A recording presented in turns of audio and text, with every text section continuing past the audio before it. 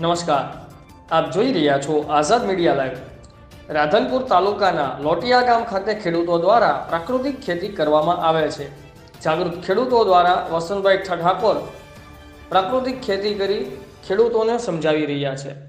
પાટણ જિલ્લાના રાધનપુર તાલુકાના ગ્રામ્ય વિસ્તારોમાં લોટિયા ગામ ખાતે જાગૃત ખેડૂત વસંતભાઈ ઠાકોર દ્વારા પ્રાકૃતિક ખેતી કરાઈ રહી છે અને તેમની ખેતી કરવાની પદ્ધતિથી અન્ય ખેડૂતો તેમની ખેતી જોવા પ્રેરણા લઈ અને ખેતી કરી રહ્યા છે।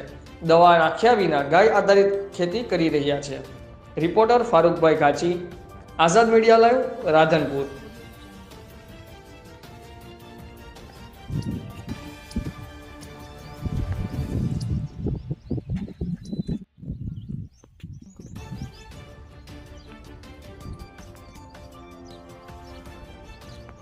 ખેતી છે ને આપણા માટે બહુ એમ કે લાભદાયક છે।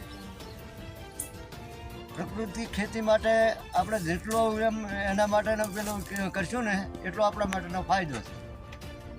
છતાં આપણે જેટલો બળદથી ખેતી અમે જે જૂની કરતા હતા એની જ પદ્ધતિ પ્રકૃતિ ખેતી છે। આ ખેતીને જો ખેડૂતો વળગીને રહેશે તો પાછા એનો એ નિયમ આવી જશે હારામાં હારો, અને આ જે રોગો થાય છે એ રોગો છતાં મટી જશે અને સહી સલામત દવાખાના ઓછા કરવા પડશે। એના માટે મારું ખેડૂત રીતે એક એવું માનવાનું છે કે આ પ્રકૃતિક ખેતી કરી સારામાં સારી ખેતી છે। શું નામ છે તમારું? શું નામ છે? રામજીભાઈ દેવસિંહભાઈ ઠાકોર और वस्ताजी सग्राम जी, मुकम पोस्ट लोटिया, तालुको राधनपुर, जिल्लो पाटण, उत्तर गुजरात। હું પ્રાકૃતિક ખેતી છેલ્લા 20 વર્ષથી કરું છું।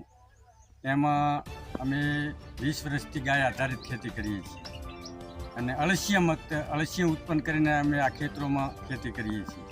આ સાલ અમે ચોમાસાને લઈને કઠોળનું વાવેતર કરેલ છે, જુવારનું વાવેતર કરેલ છે અને આ ચોમાસું સિઝન લીધા પછી અમે જીરાનું પણ વાવેતર કરવાના છીએ।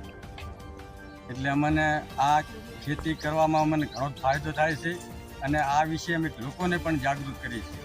અમારા ગામમાં પિયત મંડળી પણ છે, એના સભ્યો 25 છે। તે સભ્યો પણ આ રીતે જ પ્રાકૃતિક ખેતી ઉપર આજની તારીખે વળી રહ્યા છે। કેટલા સમયથી ખેતી કરો? અમે છેલ્લા 20 વર્ષથી તો અમે કરીએ છીએ, પણ હવે ખેડૂતો જાગૃત થયા છે એટલે હવે પ્રાકૃતિક ખેતી ફરજિયાત કરવી જ પડશે।